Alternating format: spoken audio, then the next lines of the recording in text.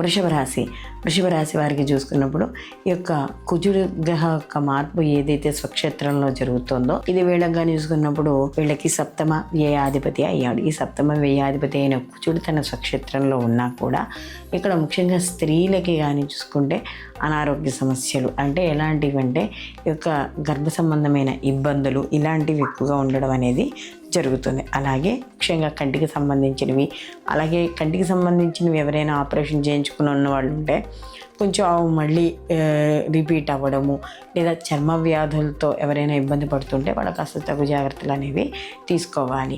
ఈ వృషభ రాశి వారు కూడా ఏదైనా ప్రయాణాలు చేసేటప్పుడు కాస్త జాగ్రత్త అనేది వహించాలి. అతివేగం అనేది పనికిరాదు. అలాగే భార్యాభర్తల విషయాల్లో వాటిలో కూడా చిన్న చిన్న కలహాలు, తద్వారా మాట పట్టింపులు ఇలాంటివి కూడా చోటు చేసుకునే అవకాశం అనేది ఉంది. ఇంట్లో ఎవరైతే కుటుంబ సభ్యులు ఉన్నారో పెద్దవారు కానీ వాళ్ళకి సంబంధించిన అనారోగ్య సమస్యలు కాస్త ఇబ్బంది పెట్టడం అనేది జరుగుతుంది ఈ యొక్క వృషభ రాశి వారికి.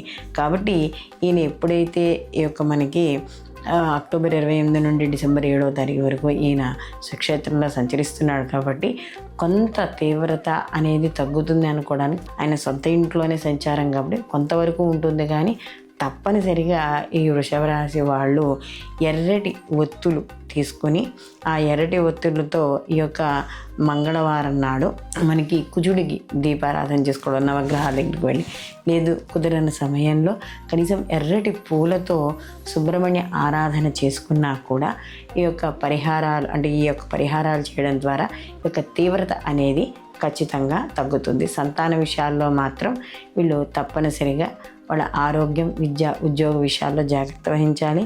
ప్రత్యేకంగా సంతానం కోసం ఎవరైనా ఇబ్బంది పడుతూ ఉంటే వాళ్ళు ఈ సమయంలో ఉండే మంగళవారాలు కానీ షష్ఠులు కానీ దగ్గరలో ఉన్న సుబ్రహ్మణ్య స్వామి గుళ్ళో అభిషేకాలు చేయించుకోవడం ద్వారా ఈ వ్యతిరేకత ఏదైతే తీవ్రత ఉందో అది తగ్గుముఖం పడుతుంది.